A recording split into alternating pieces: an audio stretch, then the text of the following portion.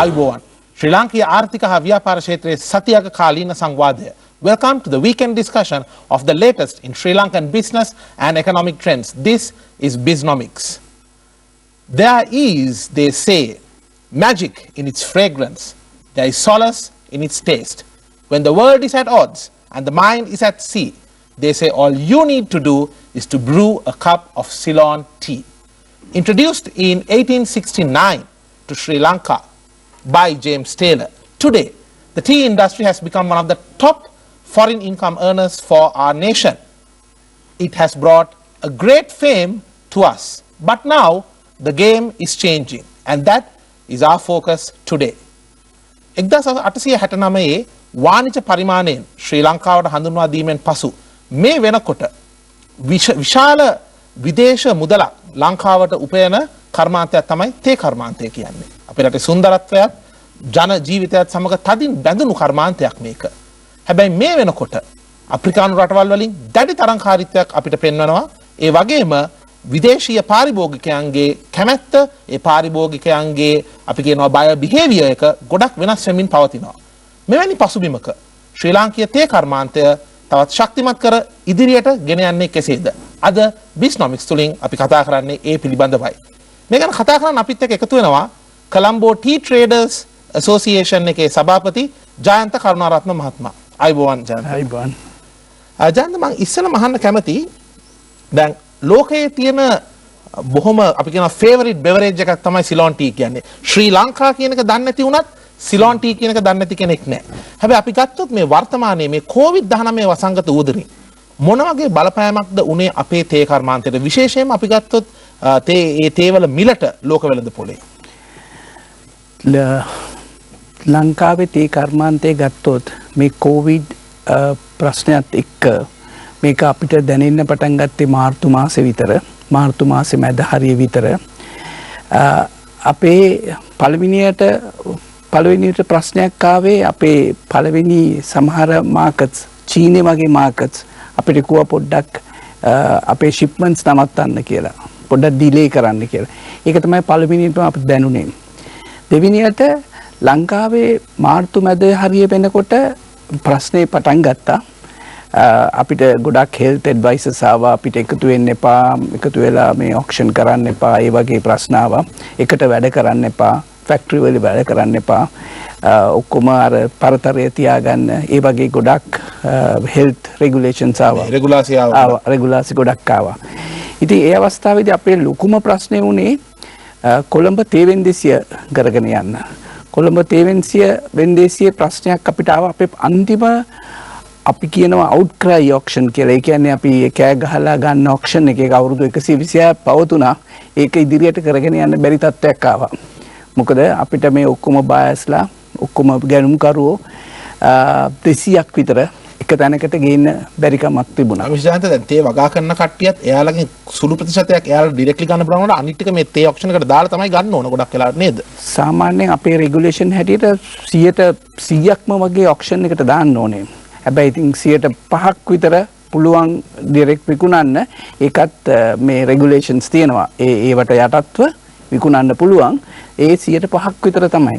ලංකාවේ හදන තේ ප්‍රමාණය මිලියන 300ක් විතර. ඒකෙන් 95% විතරම තේ වෙන්දේසි තමයි විකිනෙන්නේ.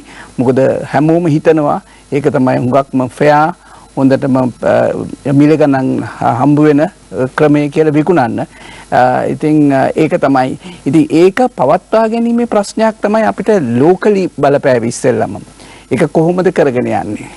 ඉතින් ඒකට අපි ප්‍රශ්න ගොඩක් තිබුණා. මොකද අපිට හුඟක් මහන්සි ගත්තා. අපි මාර්තු 20 ගණන් වල අපේ වෙන්දේසිය තියන්නේ ඒක අපිට තියන්න හම්බුනේ නැහැ. මොකද කරගන්න ක්‍රමයක් නැහැ. ඊට පස්සේ දැන් මේ වෙන්දේසිය සුමාන 2ක් විතර පරක් වෙනකොට අපිට හුඟක් බල මේ ප්‍රෙෂර් එක ආවා from හැමෝගෙම තේ නිෂ්පාදකයන්ගෙන් මේ බ්‍රෝකර්ස් වරුන්ගෙන් ඒ වගේම ලංකා ටී බෝඩ් එකෙන් මේ තේ විකුණන්න ඕනේ කියලා. ඉතින් අපිට ඒ අවස්ථාවේදී මොකක් හරි වෙන ක්‍රමයක් හොයාගන්න ඕනකම තුණා. ඉතින් එතන තමයි මේ e-auction එක e-platform එක පටන් ගත්තේ. ඒ background එක උඩ තමයි. විශාන්ත මම දැන් විශේෂයෙන්ම අහුවොත් දැන් අපි ගත්තොත් මේ ලෝක වෙළඳ පොලෙන් ඔබ කිව්වත් වගේ අර යම් shipment සෙවන එක පොඩ්ඩක් control කරන්න කියලා වැඩක. ඒතකොට තේ මිලට මොකද වුණ බලපෑම මේකෙදි? නෑ මෙහෙමයි උනේ මාර්තු මැද හරියේදී විතර තමයි මාර්තු මැද හැටියට හොඳ ප්‍රයිස් එකක් මේ හොඳ මිල ගණනක් තේ වලට ලැබුණා මාර්තු මැද ගණන් වල. ඉතින් තේ චීනෙන් තමයි ඉස්සෙල්ම එපා කිව්වේ. ඊට පස්සේ සමහරලාට සමහර අනිත් රටවල් කිව්වා පොඩ්ඩක් ඩිලේ කරන්න. ඒගොල්ලන්ටත් හරියට තත්ත්වය තේරුනේ නැහැ මොකද වෙන්නේ කියලා. කවුරුත් අත්විඳලා තිබුණ අත්දැකීමක් නෙමෙයි මේක. ඉතින් කවුරුත් දන්නේ නැහැ කොච්චර කලකටද මේක නවත්තන්න ඕනේ. කොච්චර කලක් මේක තියාගෙන ඉන්න ඕනද කියලා අත්දැකීමක් කාටවත් තිබුණේ නැහැ. ඉතින් අපිට ටිකක් පොඩි පැනික් සිටුේෂන් එකක් තිබුණා මොකද කරන්න කියලා. ඉතින් අපේ ඒ ජාත්‍යන්තර අයගෙන් සමහර කට්ටිය කිව්වා නෑ ඔයගොල්ලෝ තියෙන මේ අපේ ඇණයුම් මේ නැවගත කරන්න කියලා. ඉතින් ඔය වගේ මික්ස් එකක් තමයි මාර්තු මැද මාසේ sentiments from the markets because එක රටවල් එක විදියට මේක ගත්තේ. අපේ මේන් මාකට්ස් අපි කියමු රෂ්‍යා CIS එක ඒ කාලේ මාර්තු මාසේ මාර්තු අන්තිමට ලොකු ප්‍රශ්නයක් තිබුණේ නැහැ. ඊයේ සමහර රටවල් කිව්වා නෑ අපිට පොඩි ප්‍රශ්න තියෙනවා පොඩ්ඩක් හෙමින් යවන්න එපා කියලා. ඉතින් ඒ වගේ රියැක්ෂන් එකක් තිබුණේ. ඉතින් මාර්තු මැද ඔක්ෂන් එකේ මාර්තු මැද වෙන්දේසි මිල ගණන් හොඳයි. ඊට පස්සේ දැන් සුමාන දෙකක් විතර කරගන්න බැරි වුණා. එතකොට ප්‍රයිසස් වල අඩුවීමක් උනේ නැහැ. මොකද ඔක්ෂන් වෙළඳ මේ වෙන්දේසියක් තිබුණේ නැහැ. අපේ බයස්ලගේ රියැක්ෂන්ස් එක විදිය එක රටවල් එක විදියට හැසිරුණේ. සමහර රටවල් ලොක්ඩවුන් කරා සමහර රටවල් කරේ නැහැ. ඉතින් ඒ වගේ මික්ස් රියැක්ෂන් එකක් තමයි හැමදාම තිබුණේ. මේ වෙනකොට කොහොමද මිල තත්ත්වය? පරණ තත්ත්වෙටම ඇවිල්ලාද නැත්නම් ඊට වඩා අඩුයිද? දැන් තත්ත්වය කොහොමද? දැන් පළවෙනියට අප්‍රේල් 4 පටන් ගත්තාම හුඟක් මිල ගණන් වැඩි වුණා. මොකද සුමාන දෙකමාරකින් විතර පස්සේනේ මේ වෙන්දේසියක් තිබුණේ. ඉතින් අපේ කස්ටමර්ස්ලට අපේ බයස්ලට තේ නැතුව තිබුණේ. ඉතින් ලොකු ගානකින් වැඩි වුණා තේ. ලොකු ගානකින් වැඩි වුණා. ඊට පස්සේ අප්‍රේල් මාසේ තුරාම ලොකු ගණන් වැඩි වුණා. ඊට පස්සේ මැයි විඳලා පොඩ අඩු normalize වෙනවා. ඉතින් මැයි ජූන් දැන් ජුලයි වෙලා තියෙනවා. ඉතින් දැන් ජුලයි බැලුවත් මිල ගණන් අපේ මාර්තු මාසේ මැද තීච්ච ගණන් වලට කිට්ටුයි. ඒ කියන්නේ මාකට් එක වැඩි වෙලත් නැහැ අඩු වෙලත් නැහැ. මාර්තු මාසේ මැද තිබිච්ච මිල ගණන් වලට කිට්ටු මිලක් තමයි දැන් තියෙන්නේ. Mr. Jayanta, then referring to what you mentioned about the e-auction, I think it was the first time in the history of this country and everyone was lauding about that and saying how great that is. Now my question to you, why did it take, I mean we've been having our industry for 150 plus years, auction has been there for 120 plus years, but why had we not adopted to this kind of a digital technology before? Why did we have to wait until COVID-19? Actually, this was on the cards for many years. I think I can remember the CTTA, who is handling the tea auction, was discussing on this during the last 20 years. But actually, this is a big industry. So many people are involved. There are so many stakeholders. The producers, the factory owners, the plantation companies, the exporters, the small buyers, big buyers. So, when you at the CTTA is an umbrella organization and it is generally take all decisions on consensus. We all discuss and try to get everyone to agree. So when you have that kind of a system, when even a small party has an objection, there's so many approvals, so many consent is needed from all these parties. Understood. So it's a slow process because of this kind of approach. Now, is there any other digital technology that you see in other tea exporting countries that we need to integrate into our country as well, that you have seen other countries like Kenya maybe using but we are not still using? Maybe not Kenya, maybe any other country. Kenya started only this week. They are following us. They started the e-platform this week. And they have mixed reactions. So I checked with people there. But they started for the first time this week. Okay. So we are about 3 months ahead of them. Yes. Well, good to know we are setting the trend in the region and in the world. Yes. Now, talking of Kenya, now I guess both countries have very similar roots to the tea industry through the colonialism and the imperial rule. My question, Mr. Jayanth, is that now for the last so many years, let's say the short term, let's say the 2 to 3 years, we see that Kenya has actually been having a better cropping than Sri Lanka. They've been having better output, and especially in the last 3 years, our tea production seems to be on a downward trend. Isn't this a bit of an alarming situation? Yes, it's an alarming situation. If you take Sri Lanka, we were having about 300 million kilos produced in Sri annually. During the last 4-5 years. And this is all types of tea together? All types of tea together in Sri Lanka production. Actually, we have 1 year, as far I remember, maybe about 7-8 years ago, Sri Lanka produced 340 million kilos. Yes, 343 to be exact. Yes, something like that. So that was the highest Sri Lanka produced. That was a very good year. But it had come down to 300 last year. I think we think that it will be lower this year. So I think they're expecting around 280, 3 range. Yes, around 280, because up to now we are about 20% behind last year figures. So it is bit of alarming, but there are many reasons to it. So, but with regard to Kenya is a comparatively new entry. The plantations are new. Their yield is higher, and also Sri Lanka, some of the plantations are 150 years old. So we have issues. But so are you saying we haven't really modernized enough to a certain extent? We have to do replanting, we have to do infilling. So there are a lot of things need to be done, with regard to the production. So, and also our soil, there is a problem because it's very old. And there are many things need to be done with regard to Sri Lanka, and also there are many other issues. If you can just elaborate one or two. One of the main problems we face is labor issue, especially plantation, the upcountry as well as low growns. The cost of labor it is not on productivity. It is on a wage. Fixed daily wage. And this is a very politically connected matter as well. It's a politically connected matter. So we believe that in business, the entire Sri Lanka's tea business is by private sector. Though it's regulated by the government, yes, its entire thing is handled by the private sector. The exports, the production, brokering, growing, everything is by the private sector. So when we have private sector manage this, so we prepare our budgets. So we have our revenue budgets, our expenditure. With the production, you cannot budget your labor cost. And as far as I know, roughly, the cost of labor is about 65 to 70% of a kilo of tea. That's massive. It's massive. So and what you're saying is that you might have a budget, but halfway through the government might bring in a new regulation and increase the daily wage sometimes? No, because why? When you say productivity, it's not the government bringing in. There is a labor. They come in once in 4 years. But the thing is, if you are paid, you need to work for that wage. You need for that payment. Yes. So that is how the private sector works. We can't just throw away money. So what we needed is to work on a productivity basis. In every business, you have a budget, your revenue, you have your expenditure.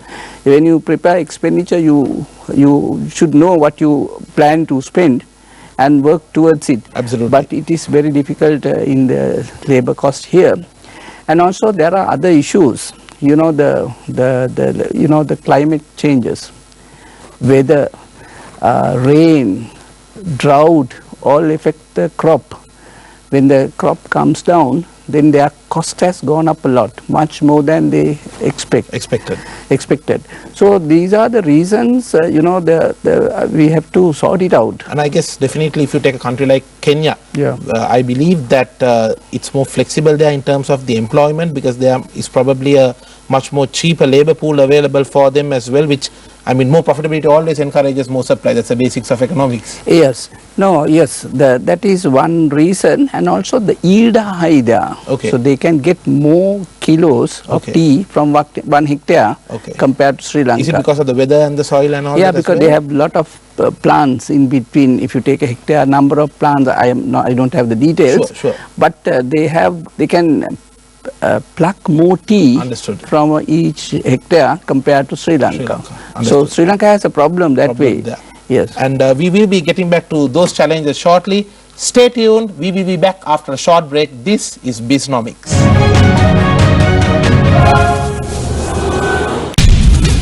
110 years after, we have a family rule in Sri Lanka at present. They were talking about the constitutional reforms. They were promising the cost of living. There were thousands of promises. Seems like everyone is pointing fingers at each other, saying you did this, you did that, but they're forgetting something. They're forgetting about the people of this country. Every time we took the government, there were a struggling economy. In 2001, there was economic recession. And they were spreading all sorts of rumors. And the people were utterly confused because they had two symbols to play with. This is diametrically opposed to the position of the UN. They couldn't pay up the loans. The country became so bad that we couldn't repay any loans. Face the Nation every Monday at 9:30 p.m. Perimeter breach. Runway. Hello everyone, hope you're all doing well.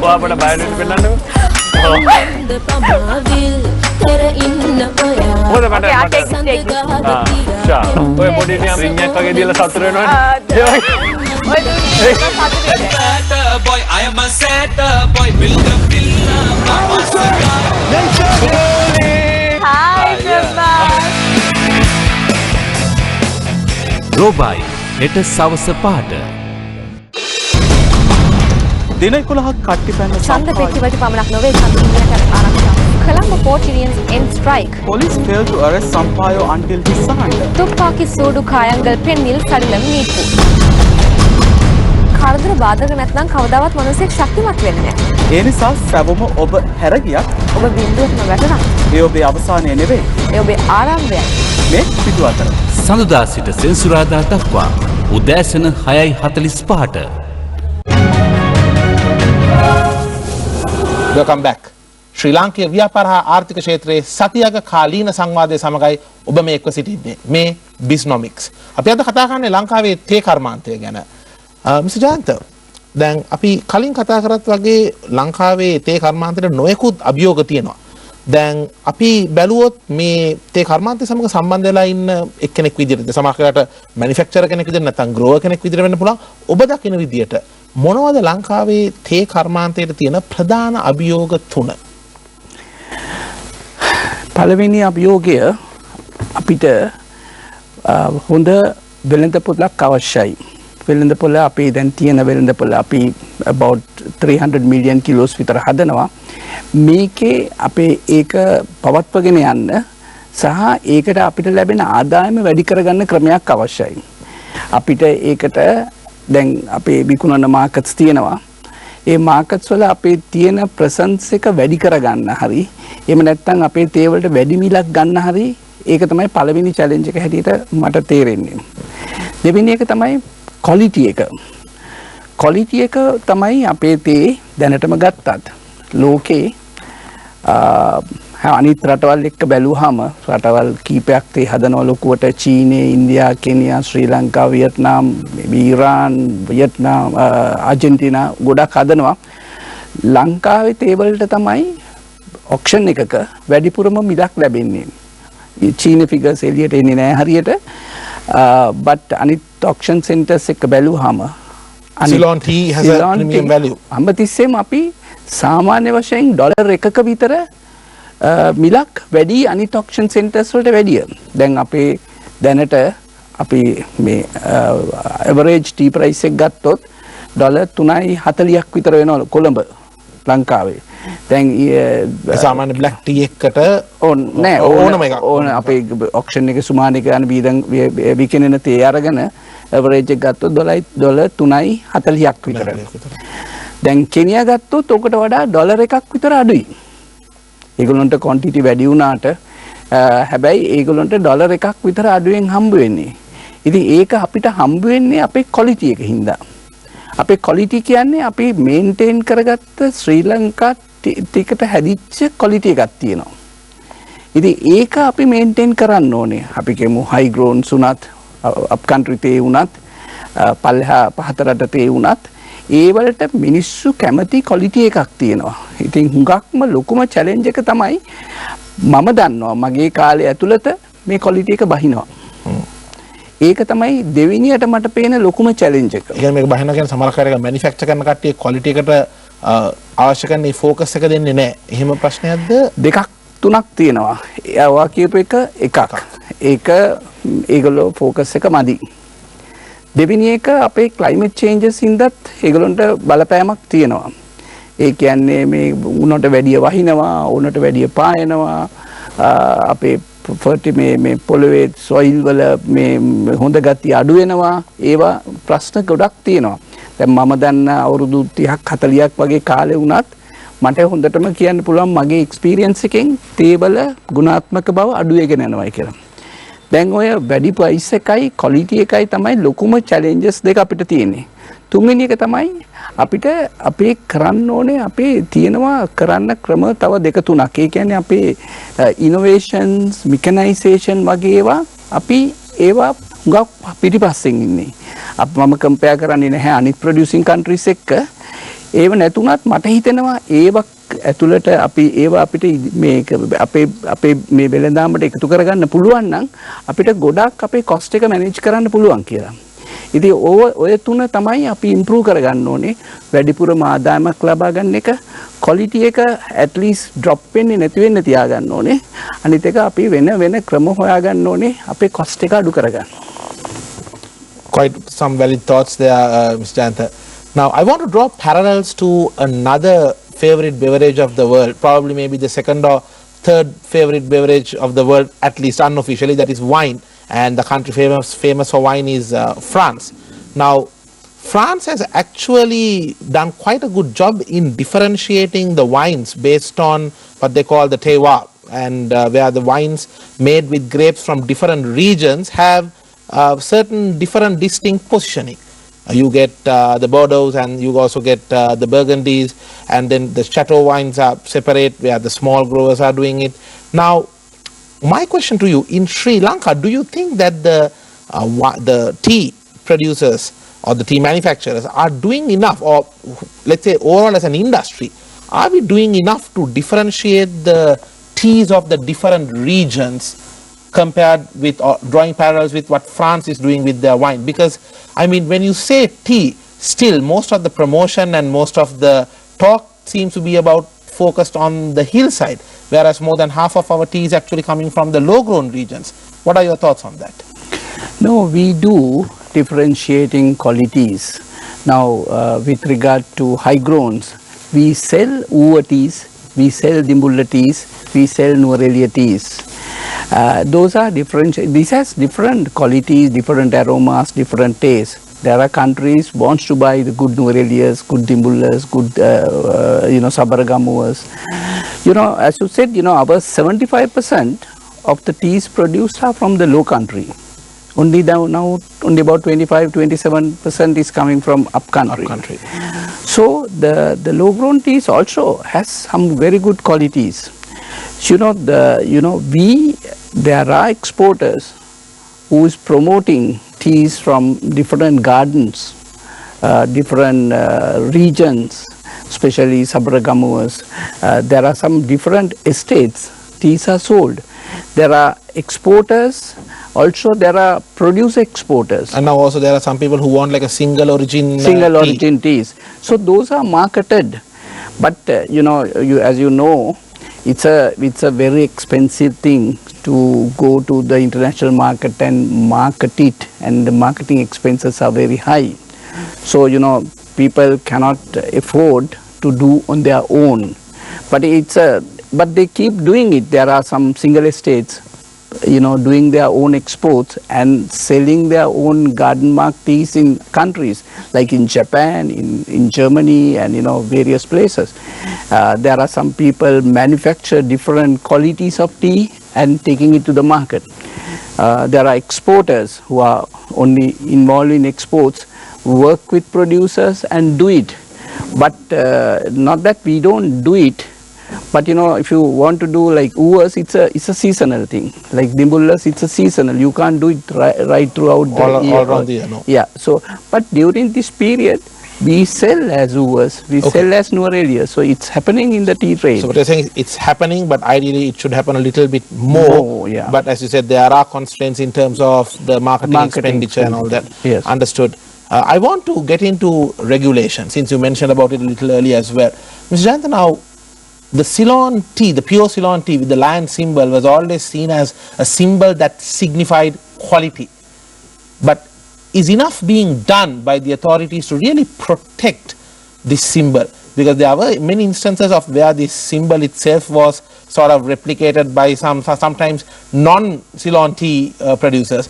And also, on a more practical sense, we often hear about the need where some of the industry players are saying, look, we need permission to import and blend foreign tea to keep the cost more affordable, because as you said, highest price in the auction is a good thing, but when it comes to managing demand, basic economics, higher the price, you can lower the demand sometimes.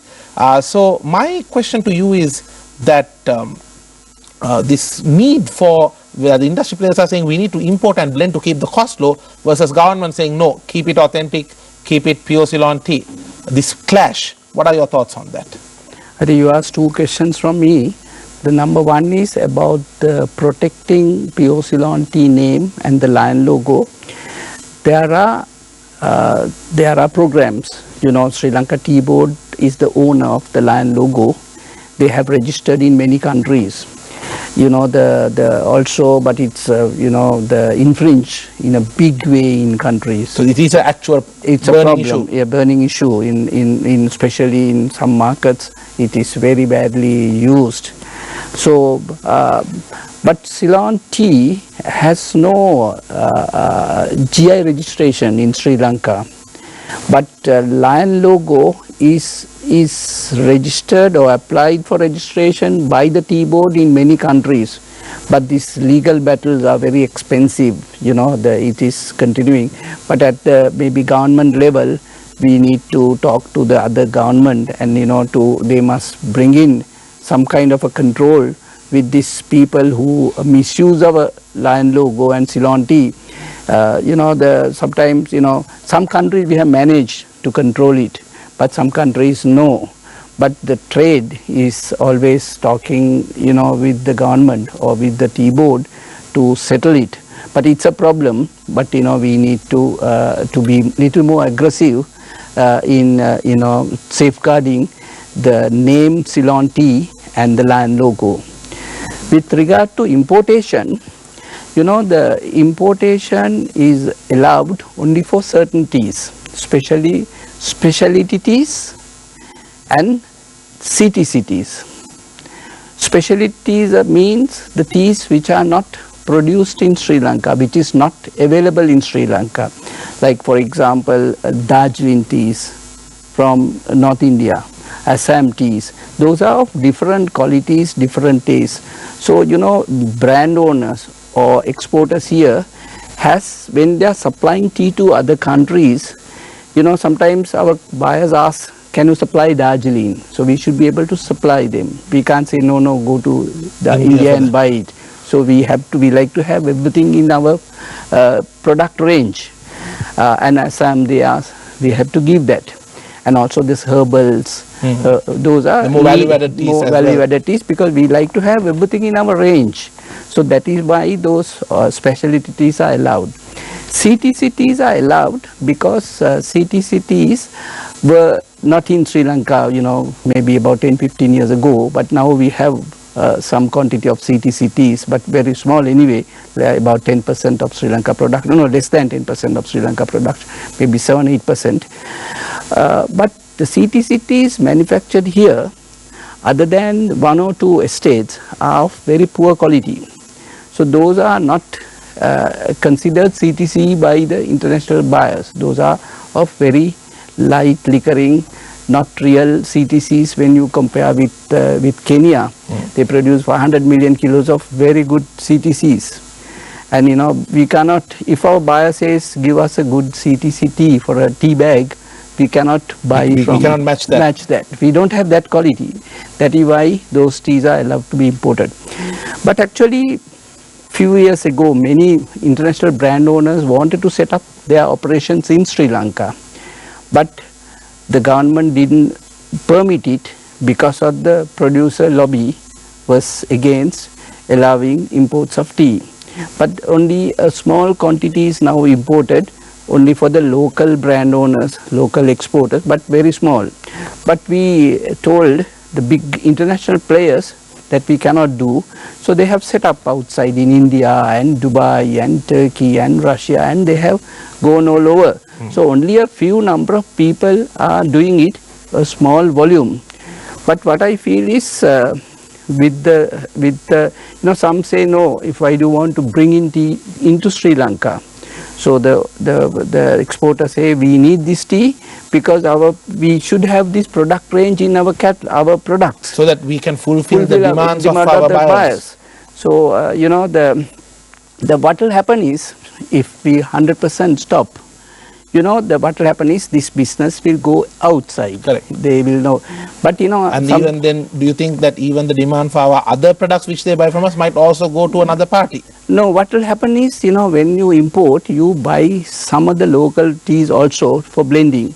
So the buyers will not that tea for the blending. Correct.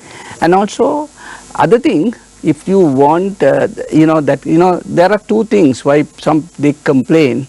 They say that people are bringing in because there are good teas available at a lower price in other countries. That's correct. In Kenya, you can buy $2 very good teas. So what will happen is, if we don't bring in that tea, you know, our business will go away, because overseas buyer will not buy from us at $3.40, no, correct. Because of this $2 is available. Correct. So what will happen is, if we want to supply to that buyer, we'll have to wait till the market comes down to $2. Understood. So the tea which is getting $3.40 will come down to $2 for us to meet the market and supply, because exporters will not take a loss and ship huge loss. Correct. So it's a problem. We have been sort of talking to all sectors about it, but limited quantities are allowed, permitted for imports. But with the pressure that some people believe that if you stop imports, the prices will go up. But I personally feel it's not so. Indeed. මද විරාමයකින් පසු අපි නැවතත් හමු වෙමු. This is BISNOMICS.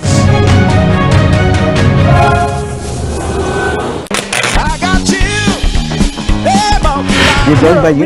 We are joined by you. They started their career as Tom and Jerry. I've come to talk with you. Today we have a very exciting legend of music. With Martin and Lewis, a cover photo, and then cropped Martin out of the photo. Turn to me. Legends of Music, tomorrow at 10 p.m. 110 years after, we have a family rule in Sri Lanka at present. They were talking about the constitutional reform.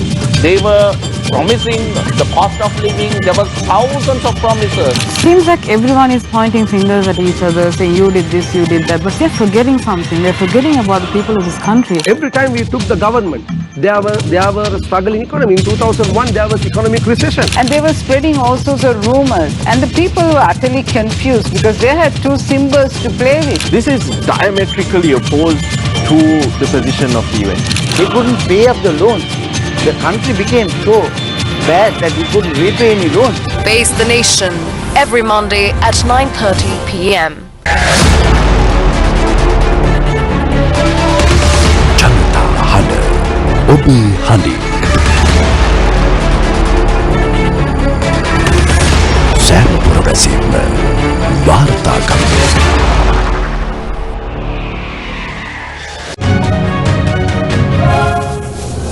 Welcome back. This is the latest business and economic trends discussion of Sri Lanka. This is BISNOMICS. Mr. Jayanta, අපි දැන් විරාමයට කලින් පොඩ්ඩක් කතා කරා විශේෂයෙන්ම මේ ලංකාවේ තේ කර්මාන්තයට තියෙන අභියෝග ගැන.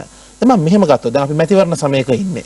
දැන් අපිට ඇහෙනවා ගොඩක් පොරොන්දු ගොඩක් කමෙන්ට්ස් අපිට ඇහෙනවා මේ තේ කර්මාන්තය ගැන මෙහෙම කරන්න ඕන අර එහෙම කරන්න ඕන කියලා. දැන් අපි ගත්තොත් රජයක් විදියට ඊළඟට එළඹෙන පත්වන රජයේ කුමක් වුවත් රජයක් විදියට එයාලා මොනවද ඔබ දකින විදියට මේ කර්මාන්තයේ ඉන්න ගොඩක් අත්දැකීම් බහුල පුද්ගලයෙක් විදියට ඔබ දකින විදියට ඊළඟ රජය මොන වගේ ක්‍රියාමාර්ගයක්ද ගත යුත්තේ ලංකාවේ තේ කර්මාන්තයේ මේ ඉදිරි ගමන තවත් ශක්තිමත් කිරීමට විශේෂයෙන්ම අපි ගත්තොත් දැන් අපිට පේනවා මේ කුඩා තේවතු හිමියන් ඒ වගේම ඔය කුඩා පවුල් එකතු වෙලා කරන ඒ තේ වගා කිරීම සම්බන්ධයෙන් දැන් මේ මිල උඩපල්ලෙහා යනකොට මේ මිලේ වෙනස් වීම වලින් එයාට ලොකු බලපෑමක් මේකෙන් එනවා. ඒ වගේම ඔබ කිව්වා මේ ලේබර් මේ වෙනකොට මේ තේ වතුවල ඒ තේ කර්මාන්තයේ වැඩට අවශ්‍ය කරන ඒ සේවක පිරිස හොයාගන්න එකත් ගැටලුවක් කරනවා. ඔබ දකින විදියට මොන වගේ ක්‍රියාමාර්ගයක්ද ඊළඟට පත්වන රජය ගත යුත්තේ? මම හිතන විදියට ඊළඟ පවත්වන රජය මේ ඉන්ඩස්ට්‍රිය මීට වඩා සීරියස් ගන්න ඕනේ.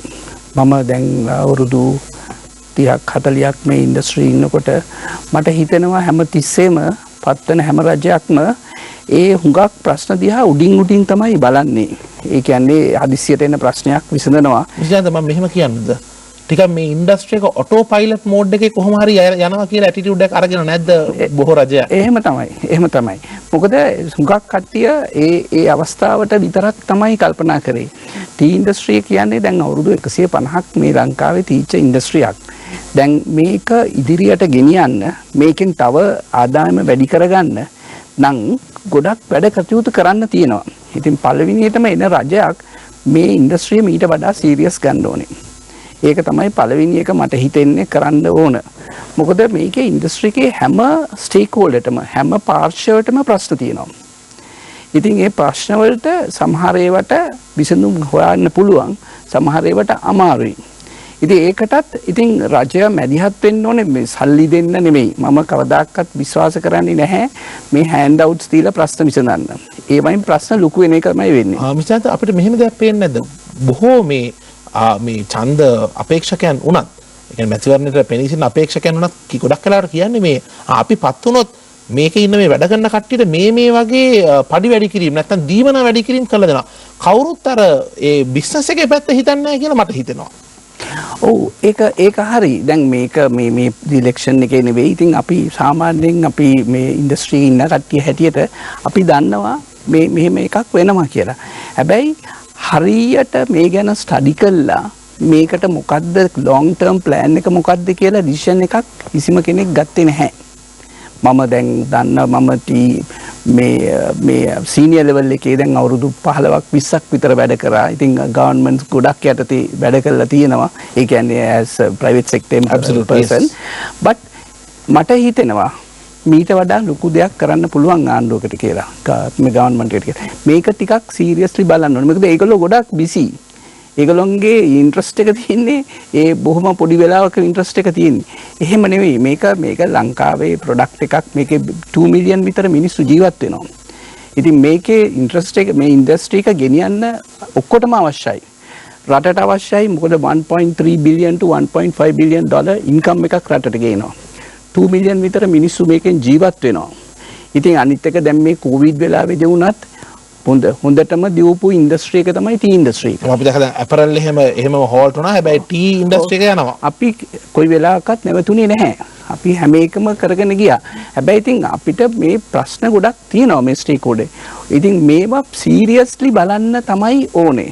හැබැයි මට හිතෙනවා මේක ලොකු ඇසට් එකක් ලංකාවට. මේ ඉන්ඩස්ට්‍රි එක මේ 300 මිලියන් කිලෝස් හරි මීට චුට්ටක් වැඩි වෙන්න හරි මේක ලොකු ඇසට් එකක්. මේකෙන් අපි හරි ප්‍රයෝජනයක් ගන්නේ නැහැ කියන එක තමයි මගේ විශ්වාසය. පත් වෙන ඕන ගවර්න්මන්ට් එකක් ඕන රජයක් බලන්න ඕනේ මේකෙන් මීට වඩා ප්‍රයෝජනයක් ගන්න. මේක ප්‍රයෝජනයක් ගත්තාම රටට ලැබෙන ආදායමත් වැඩි කරගන්න පුළුවන්. මේකේ යටතේ මේ යැපෙන අයගේ ඉන්කම් එකත් වැඩි කරගන්න පුළුවන්. හැබැයි ඉතින් ඒකට ලොකු ඒරියාස් තියෙනවා. මේක මේ එක ඒරියා එක නෙමෙයි. අපේ එක්ස්පෝර්ට් ඉන්කම් එක වැඩි කරගන්නේ කොහොමද? මේ අයට ගණන් වැඩි කරගන්නේ කොහොමද? ඒවා ඔක්කොම ලොකු ස්ටඩි එකක් කරලා කරන ඕන එකක්. ඒක මම හිතන්නේ මෙහෙම පොඩියට කරන්න බෑ. අනිත් එක මේ වගේ ස්ටඩීස් ගොඩකට මම සහභාගී වෙලක් තියෙනවා. මමත් පුද්ගලිකව සහභාගී වෙලා තියෙනවා. හැබැයි ඉතින් ඒවා හුඟක් වෙලාට ස්ටඩි කරලා ඒවා කබඩේකට දාලා වහලා රිපෝට් එකකට සීමා වෙනවා. ඉතින් එහෙම වෙලා හරියන්නේ නැහැ. රිපෝට් එකක් අරගෙන ඒක ප්‍රිපෙයාර් කරලා ඒක ඉම්ප්ලිමන්ට් කරන්න ඕනේ.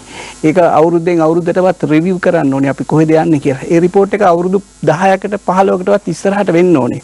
මොකද මේක ඉන්ඩස්ට්‍රි එකෙන් අපිට එළියට යන්න බෑ. මේක ලංකාවට අවශ්‍ය ඉන්ඩස්ට්‍රි එකක්. මේක එක දවසින් අපිට එළියට යන්න බෑ. ඉතින් මේක තියාගන්න වටිනවා. විශ්වාසන්ත මම මෙහෙම කිව්වොත් මම හිතන්නේ මම නිවැරදි. ඒක ඇත්තටම ලංකාවේ දැන් මේක ඉන්ඩස්ට්‍රි එකකට කර්මාන්තයකට වඩා මේක ලංකාවේ රටේ සංස්කෘතියක් මේක. සංස්කෘතියක් වෙලා තියෙන්නේ. ඔව්. මොකද ඇත්තටම ශ්‍රී ලංකා කියනට වඩා සිලෝන් ටී දන්නවා. ශ්‍රී ලංකා දන්න තියත් සිලෝන් ටී දන්නවා. ඉතින් ඒක හින්දා මේක සංස්කෘතියට සම්බන්ධයි, රටේ අභිමානයට සම්බන්ධයි. ඉතින් ඒක හින්දා මේක පවත්වගෙන යන්න අපි මීට වඩා සීරියස් ඇටෙම්ප්ට් එකක් කරන්න ඕනේ. මිස්ටර් ඇයි අපිට බැරි එලමෙන්න කියන්නේ පත්වන රජය මොකක් වුණත් කියන්නේ අපි කියන ගවර්න්මන්ට් ඉන්ඩිපෙන්ඩන්ට් ප්ලෑන් එකක් තියාගන්න ඊළඟ අවුරුදු 10ට මෙන්න රටේ ප්ලෑන් එක තේ කර්මාන්තයට. දැන් මම දන්න විදිහට එහෙම ප්ලෑන් එකක් එක්කෝ නැහැ. තිබුණත් ඒක මම හිතන්නේ ප්ලෑන් එකකට විතරක් සීමා වෙලා වෙන්නේ. මොකද අපිට එහෙම ප්ලෑන් එකක් ක්‍රියාවට නැගෙනව පේන්නේ නැහැ. මොකද මේ ඔබේ thoughts එක ගැන? නෑ මෙහෙම ප්ලෑන් තිබුණා. හැමදාම තිබුණා. දැන් අපි කොළඹ ටී ට්‍රේඩර්ස් ඇසෝසියේෂන් එක හැදුවා 2030 ප්ලෑන් කියලා එකක්. 2030 ප්ලෑන් කියලා එකක් හැදුවා 2030 වෙනකොට අපි කොහෙද ඉන්නේ කියලා. අපි ඒකෙන් අපිට කොච්චරක් quantity ඕනද, අපිට export income එක කොහෙද ඕනේ, ඒ වෙනුවෙන් මොනවද කරන්න අවශ්‍ය කියලා අපි plan එකක් හැදුවා. අපි 4 pillars හදලා මේ pillars වල උඩ තමයි මේක හැදෙන්නේ. 2030 වෙනකොට අපි කොහෙද ඉන්න ඕනේ කියලා plan එකක් හැදුවා. දැන් මෙහෙම plan එකක් හැදුවට මේක implement කරන්න power එකක් අපිට නැහැ නේ අපි private sector. අපි මේක keyboard එකට දුන්නා. Minister of Plantation Industry එකටත් දුන්නා. දැන් ගිය අවුරුද්දේ Minister of Plantation Industries එකකිනුත් පටන් ගත්තා. මේක academicsලා පාවිච්චි කරලා 6 year plan එකක්. 6 year plan එකක් හැදුවා. 2025 වෙනකම්. 25 වෙනකම්. 2019 දී මේක ආණ්ඩුවෙන් නෙමෙයි, මේක රජයෙන් නෙමෙයි, ගියා රජෙන් පටන් ගත්තේ. ඒක දැන් report එක ඇවිල්ලා තියෙනවා. ඉතින් ඒකත් very similar මොකද ඒගොල්ලෝත් ඔක්කොම industry stakeholdersට කතා කරලා තමයි මේක හැදුවේ. ඉතින් plan වල වැරද්දක් නැහැ. අවශ්‍ය වෙන්නේ මේක implementation. ඒ plan එක තාම implement වීගෙන යනවද? නෑ තාම ඒක finalize වුණේ නැහැ. මොකද අපි CTT එකෙන් කරපු එක finalize කරලා දුන්නා. මොකද අපිට authority එකක් නැහැ, power එකක් නැහැ implement කරන්න මේක. ඒක you can advise. We can only suggest or advise. but අපි එකක් දුන්නා. දැන් අරකට ඒක දැන් ලබන සුමානෙත් අපිට මීටිමක් තියෙනවා ඒත් එක්ක. ඉතින් අවශ්‍ය වෙන්නේ එහෙම එකක් කරාම ඒක ඉදිරියට කරගෙන යන්න. මොකක් හරි plan එකක් අවුරුදු 6ක් කරනවා නම් මොන හරි target එකකට private sector හැටියට අපි විශ්වාස කරනවා plan එකක් හැදුවා target එකක් දාගෙන හරියට ඒ strategies පාවිච්චි කරොත් ඒක successful වෙන්න පුළුවන් කියලා. ඒක අපි විශ්වාස කරනවා. ඉතින් අපිට වෙන්නේ මේක කරන්න අපිට power එකක් නැහැ. power එකක් තියෙන අය මේක අපිට support කරන්න ඕනේ. මේක ඉදිරියට ගෙනියන්න. අමිජාන්ත මම දකින විදිහට ලංකාවේ තියෙන ලොකු ප්‍රශ්නයක් තමයි සාකච්ඡා කිරීම, කමිටුපත් කිරීම නම් සෑහෙන්න වෙනවා. action ක්‍රියාවේ මදිකමක් තියෙනවා. මම හිතන්නේ මට ඔබ කියන දේෙන් තේරෙන්නේ මෙතනත් පොඩ්ඩක් මේක මේ plan එක ක්‍රියාවට නැංවීමට පොඩ්ඩක් මන්දගාමී වෙලා තියෙනවා කියලා. දැන් මේ පාර plan එක තාම ක්‍රියාවට නැග්ගන්න පටන් ගත්තේ නැහැ. මම පහුගිය කාලවල මේ වගේ හිටියා. ඉතින් අපිට තියෙන ප්‍රශ්නේ මෙතන තියෙන මේ political culture එකත් ලංකාවේ තියෙන culture එකත් මේ වැඩ කරන අයගේ culture එකත් බැලුවාම මේ වගේ එකක් ඉදිරියට ගෙනියන්න පුළුවන්ද කියලා සාධාරණ අවිශ්වාසයක් මට තියෙනවා. අනිවාර්යයෙන්. ඔබේ අත්දැකීමත් එක්ක. මගේ අත්දැකීමත් එක්ක. ඉතින් එහෙම කරන්න පුළුවන් නම් බොහොම තද විදියට ඒ කියන්නේ අපි agree වුණා නම් ඒක කරන්න ඕන කියන අදහසේ ඉන්නවනම් අපිට මේ ඉන්ඩස්ට්‍රි තා ගොඩක් උඩට ගෙනියන්න පුළුවන්. I sincerely hope that everyone, all the stakeholders and even the authorities will come to that mindset very soon. Because I don't think this industry can afford to go on the autopilot mode for too long, as you were saying. Mr. Chandra, I want to now come to the main focus of our tea industry, which is the black orthodox tea. But like you said, we are mainly producing that, but we do see the world moving towards other types of tea, like for example the CTC teas, and also they are looking for new innovations. The global consumer today has all the information, so he or she wants newer innovations, like from climate positive teas to let's say various flavored teas, and there are so many other types of tea that the customers, the global customer, even our traditional export markets, those customers are now wanting. Now, is there a problem where we seem to be losing our relevance in this backdrop? And in your view, to simply put it, what do we need to do to make Ceylon tea great again? You know, we are the largest orthodox manufacturer of tea in the world. And India dropped drastically they are few years mainly ago. CTCs. They are mainly CTCs. Kenya is also mainly CTCs. India has orthodox, but to lesser extent. You know, we are strong in orthodox. You know, even Kenya is trying to do a little bit of orthodox now because they believe that Sri Lanka is getting $1 higher because of orthodox. So they are also trying to follow us. But you know, only thing is certain markets, especially, you know, when people drink tea with milk, they don't like our tea. Okay. Because our tea is little light and has aroma, flavor, but it's a more a tea which has to be drunk without milk. And maybe, you know, you can put lemon or some other things, but not milk. But if you take CTC teas, especially Kenyans, those are very juicy, lot of color, you can add a lot of milk. It blends well. It blends well and you have a golden cup when you add milk into it. So, you know, some countries where people, especially UK, when the people like to drink tea with milk, they naturally will go to Kenya. So, but we produce only 300, little more than 300 million. It's about 5 to 6% of the global production of tea. So, I personally feel that, you know, that's the strength we have. I don't think we should try to go for other CTCs or other teas. But, you know, there are some factories making CTCs, there are some factories making green teas, but there are some factories making even oolong teas. So they are very small volumes. Like niche producers. Niche producers, but they can get, because since, you know, the others don't have it, you know, people who want oolong tea or green tea have to buy from them. But that's not the strength we have. We are a orthodox, good quality, flavory tea producer. So I think my personal opinion is we can have other products in our line.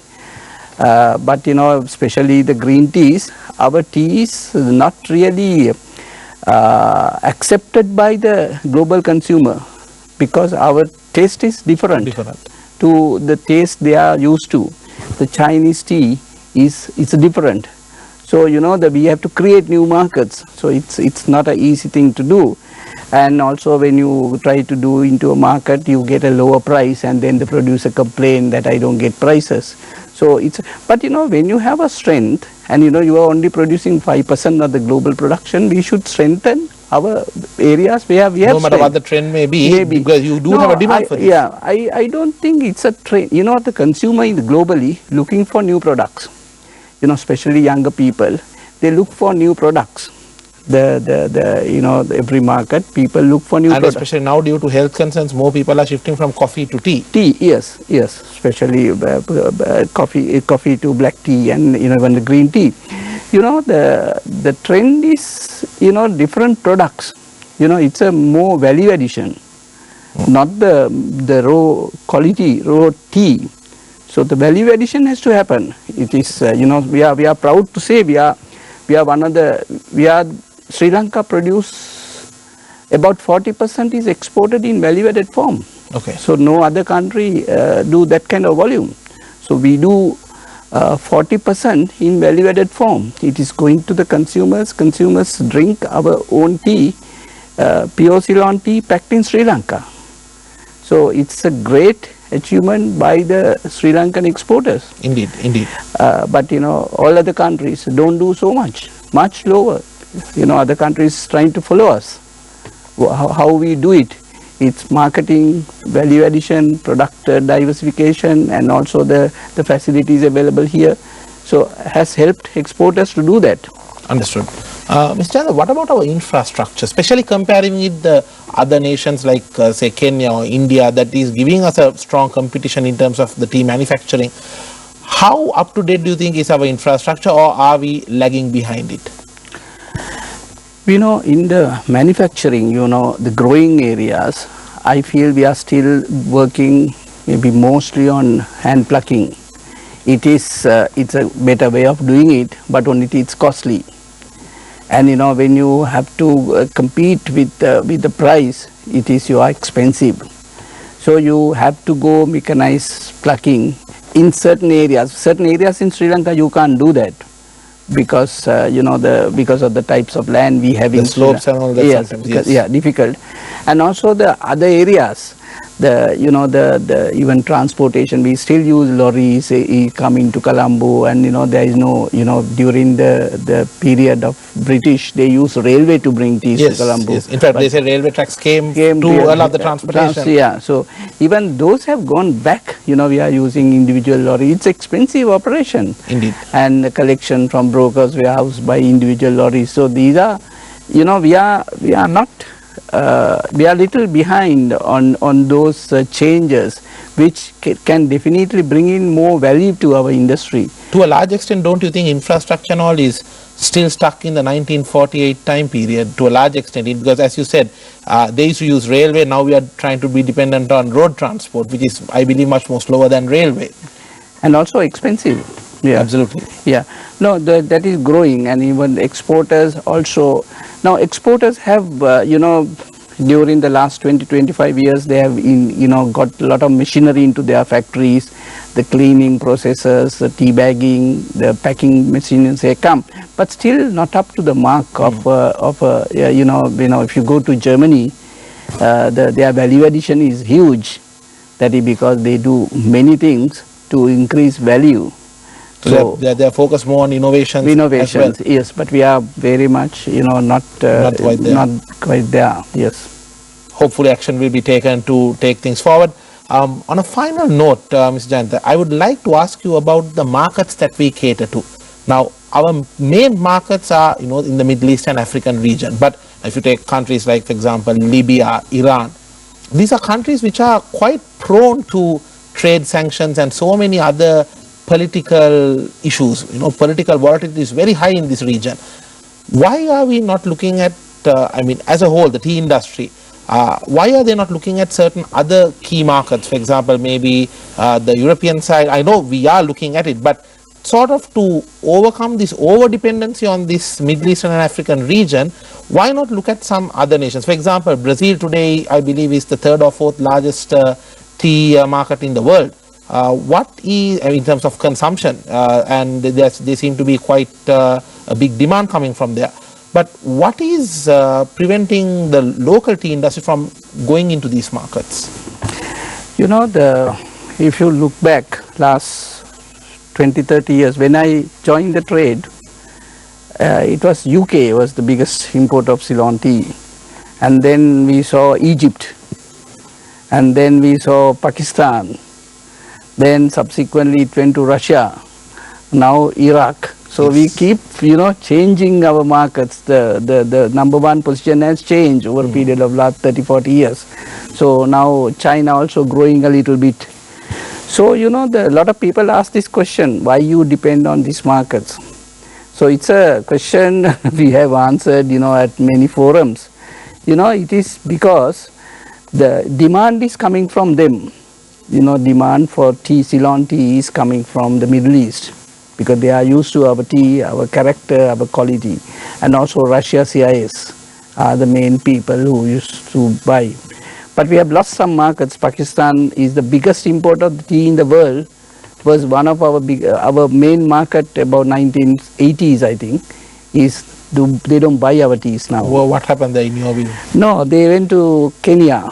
So they have got used to Kenyan tea. Okay. Now they only want Kenyan tea, but they don't want our teas. Even if you give $1 cheap, they will not buy. Okay. Because they don't want our tea. Okay, all right. Because they can't it's not just a price matter, it's also a taste matter. They've got used to that taste. Yes, correct. So even if you give $1 cheap, they will not buy tea. So it is not easy to do this change, but it's happening slowly.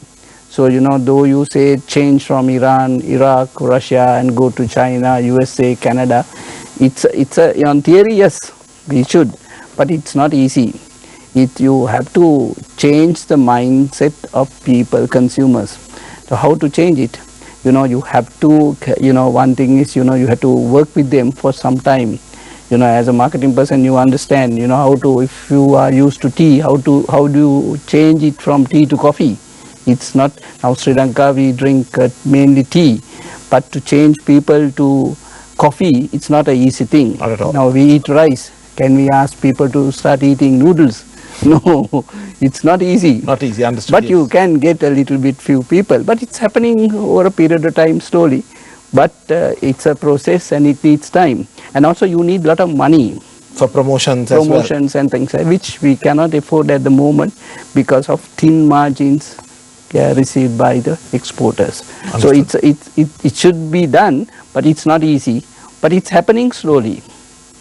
Now, what do you think about some of the markets that we are actually dependent on? Now, for example, as you said, China is also buying some of our tea. Right?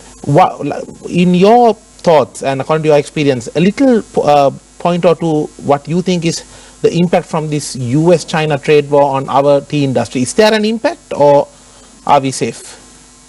No, both are not very big markets for us.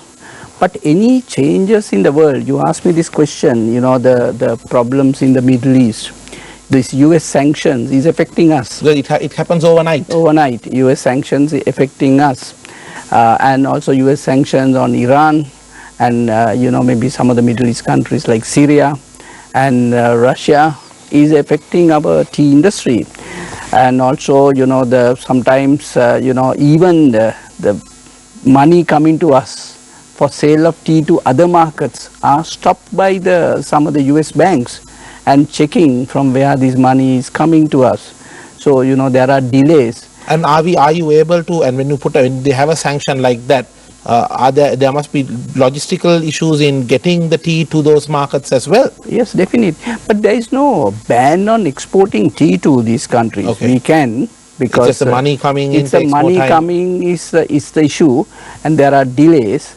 And also those countries, especially Iran, they cannot send dollars. So, they use various methods to send money to us. So that has, stopped our trading, it's not easy. Understood. But also Iraq, there is a problem. And then working with, Russia is also a problem to some extent, receiving money. But there is no problem of shipping. It's not illegal to ship tea to these countries. Yes. But, any international problem and also sudden drop of oil prices in the world has affected us. Because Iran lost a lot of income. Correct. Russia gas prices dropped. The ruble devaluated from 60 to about 75. So then in return, what happens is our payments were delayed. They were asking discounts. So various problems. So tea trade is subject to all these problems because our markets are very volatile markets. The journey of Ceylon tea industry so far and the journey ahead. What policies do we need and what action do we need to strengthen the journey of our tea industry? This was our focus for BISNOMICS in today's episode. I'm indeed grateful to Mr. Jayantha Karunaratne, who joined us for this show today and shared his viewpoint. Thank you very much, Jayantha, for joining us. Thank you. And with that, we wrap up this episode of BISNOMICS. This is your weekend discussion of the business and economic trends of Sri Lanka. This is BISNOMICS.